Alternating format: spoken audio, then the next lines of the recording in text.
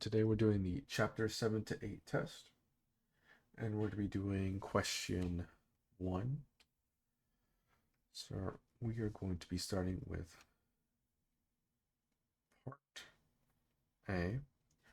Part A says that a glider of mass 0.240 kilograms is on a frictionless horizontal track attached to a horizontal spring of force constant 6.00 newtons per meter. Initially, the spring is stretched by 0.100 meters, and the attached glider is moving at 0.400 meters per second in the direction that causes the spring to stretch farther. What is the total mechanical energy? So it's asking us what is the total mechanical energy of the system. So we have a track, we have a spring, and it's moving that way.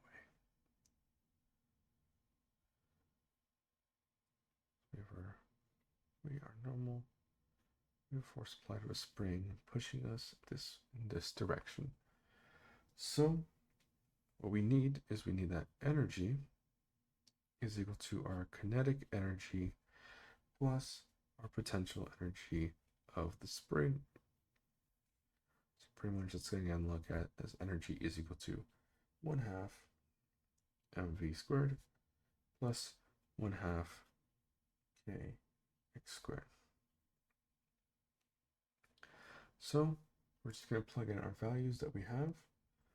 So energy is equal to 1/2 of 0.240 kilograms, which is our mass, times the velocity that we have, which is moving at 0.400 meters per second.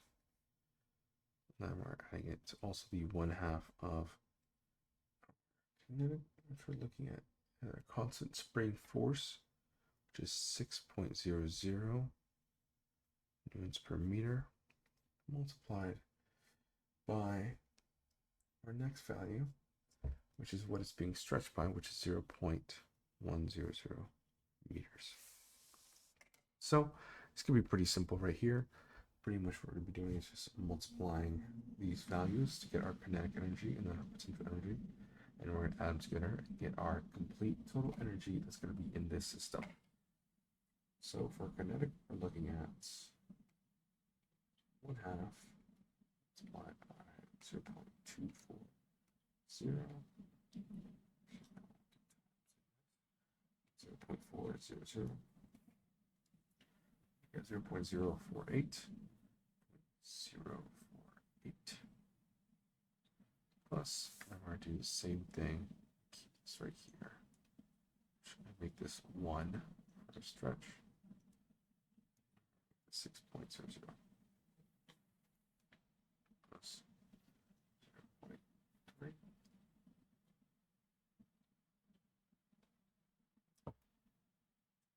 So 6. Now, what I forgot to do is that both of these have a square root on them. That's what I forgot to do. There we go. So this right here is going to be squared. With that, so got extra. So it's going to be 0.03. Looks better. And then this we're going to change back to our original numbers. 0 multiplied by 0.240, so 0.0192 plus 0.03, and we're going to have 0.0492 joules. This is energy. That will pretty much be our answer for the total energy. So the kinetic plus the potential in our spring. And that's going to give us the total energy. So as we move on to part B, it's then going to be asking us when the glider becomes momentarily to rest, by what distance is the spring stretched? So if it comes to rest, we have to see what is it going to be stretched. So we're looking at energy is equal to 1/2 K times x squared. So this is for our potential energy. So we're looking about how the spring is being stretched. So what we then do is we're going to then be solving for x over here, which is our stretch. So this to 0. So that's going to be 2. It's going to be 2 e, so our energy over k square root of x. So x is equal to pretty much this e multiplied by 2 on this side. So we have 2 divided by k, and then we're square rooting. So now that we just have our formula, all we have to do is just plug in our value. So x is equal to the square root 2 times our energy, which we have over here, 0.0492 joules, all over our k, which we have, which was 6.00 meters per meter. Now this is just going to be simple. So we're just going to get our function over here.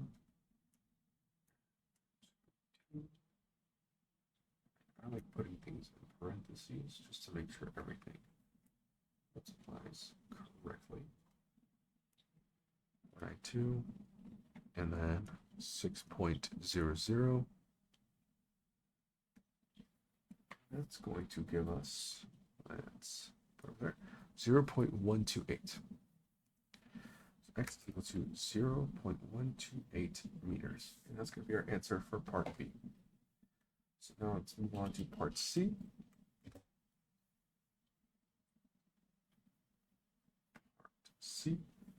Part C is asking us, what is the coefficient of kinetic friction between the glider and the track? So we have to find our kinetic friction right here between the glider and the track, pretty much.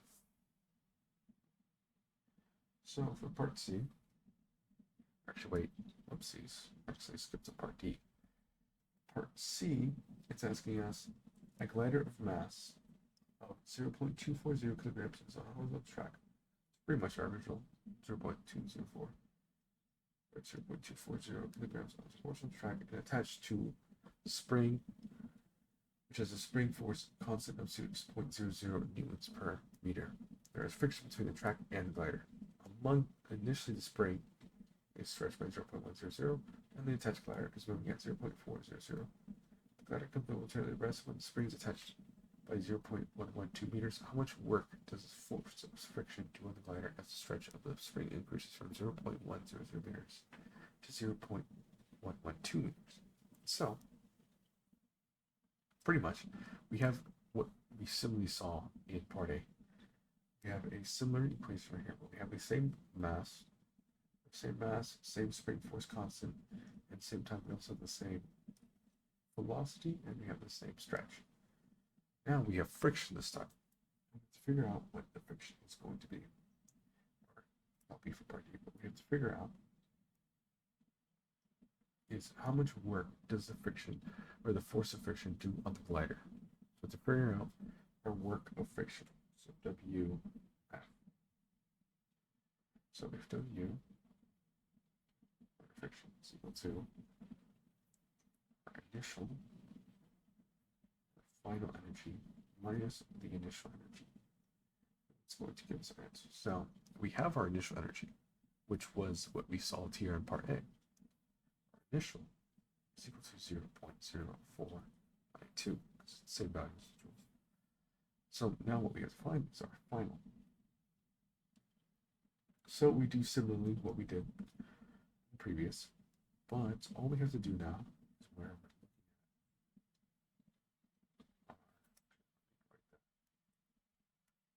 we're looking at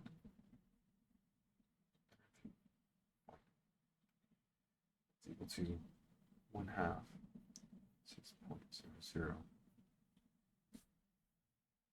multiplied by now our stretched, which is all the way to 0.112 meters instead of 0.100, which we initially had.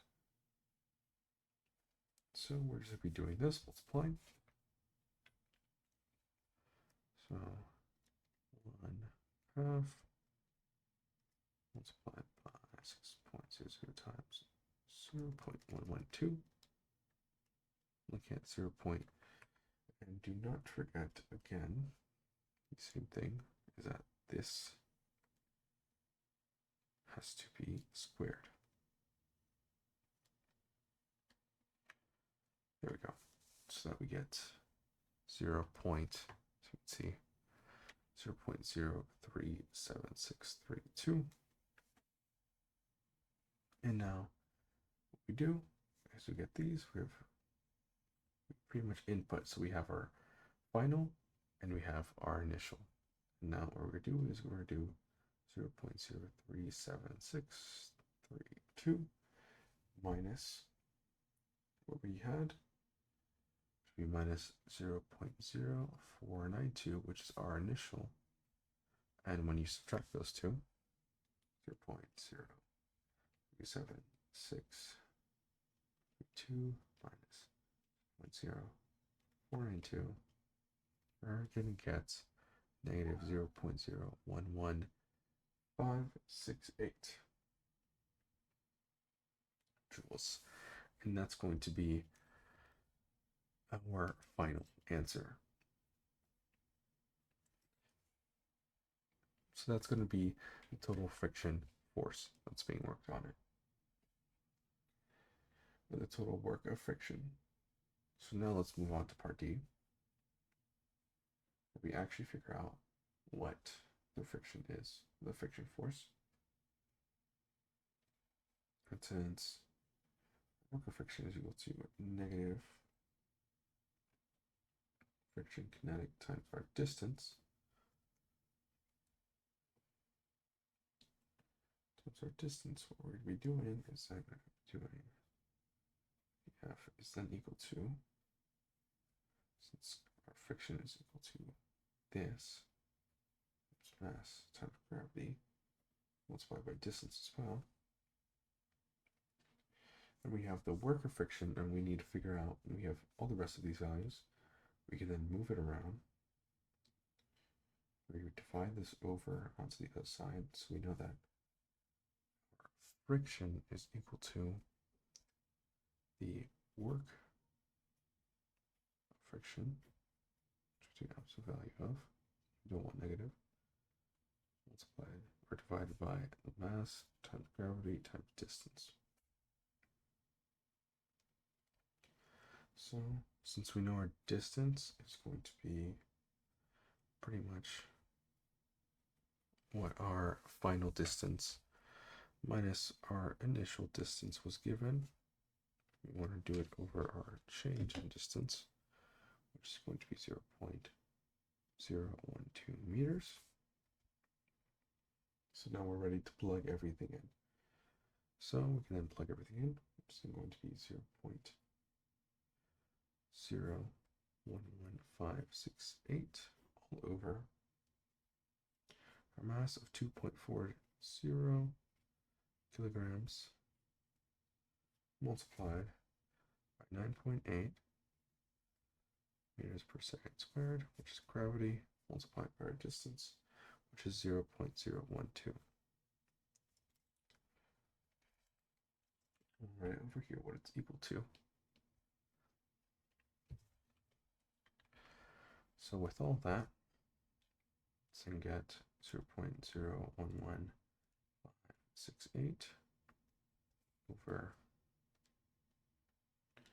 240, sorry if you can't see, times 9.8 times 0.012.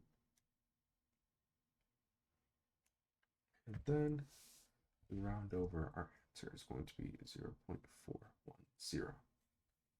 And that's going to be the friction right there. So then, now let's move on to part E. Move this up a little bit. Let's move on to part E.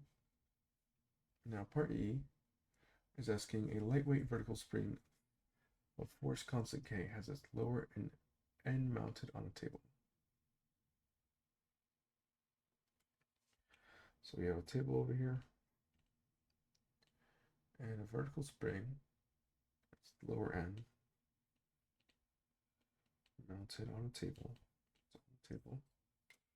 You compress the spring by a distance d and place a block of mass m on top of the compressed spring.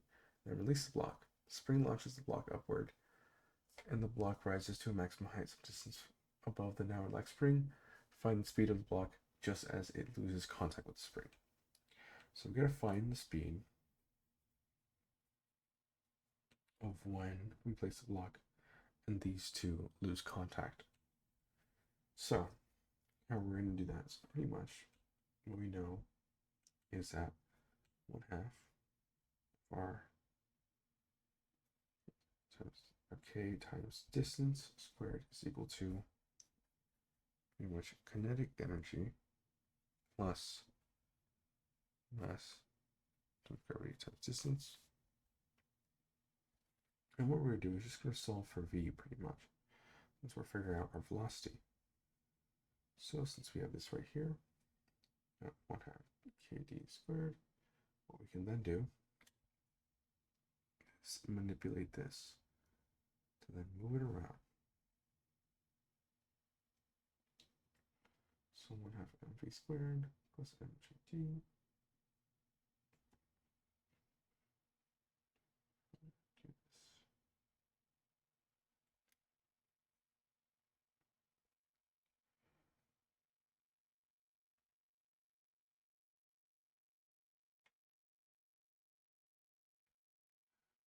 Do is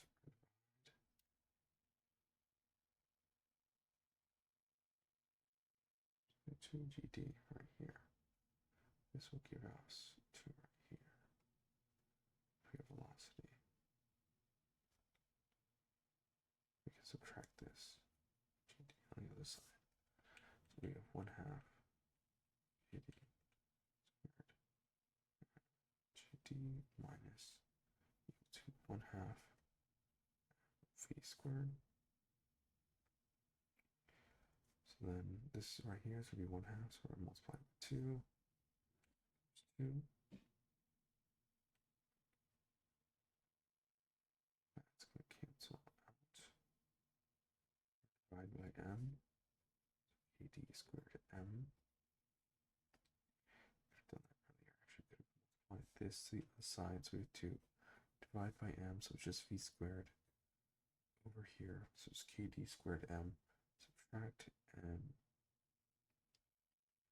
dt,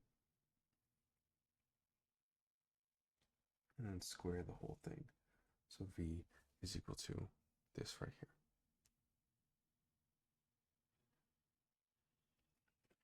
All right.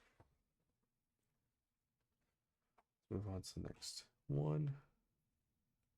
Part F. So part F is then going to be asking us find the total vertical distance that the block travels from when it was first released to when it reaches its maximum height. So we're going to find its distance. So a couple of things. So it's equal to v squared minus 2 gravity times height, and height is equal to v squared over 2 gravity, and d is equal to d plus v squared over 2g. D is equal to d plus 2g input for velocity. We had kd squared over m minus gt. So then d is then equal to d plus kd squared over 2mg minus d. Our d's cancel. So d, our distance, is then equal to kd squared over 2mg. All right. And then part G, a cylinder of mass m is free to slide in a vertical tube. The kinetic friction force between the cylinder and the walls of the tube has magnitude F. You attach the upper end of a lightweight vertical spring of force constant K to the cap of the top of the tube. Attach lower end of the spring to the top of the cylinder. Initially, the cylinder is at rest and the spring is relaxed. You then release the cylinder. What vertical distance will the cylinder descend before it comes momentarily to rest?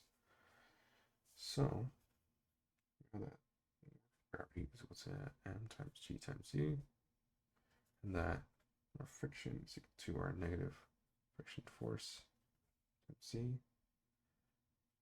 Then you s equals to 1/2 k z squared.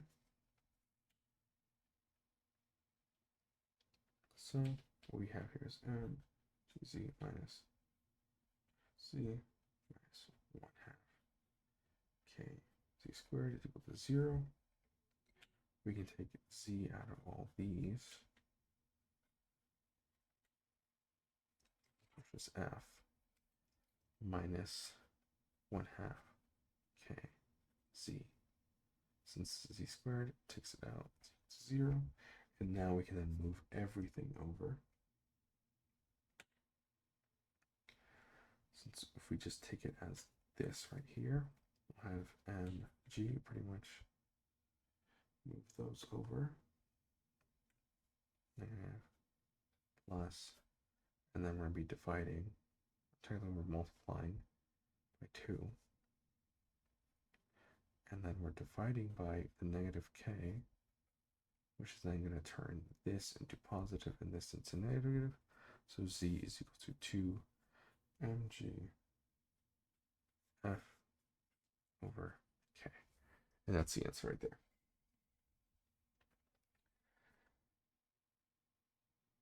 So yeah.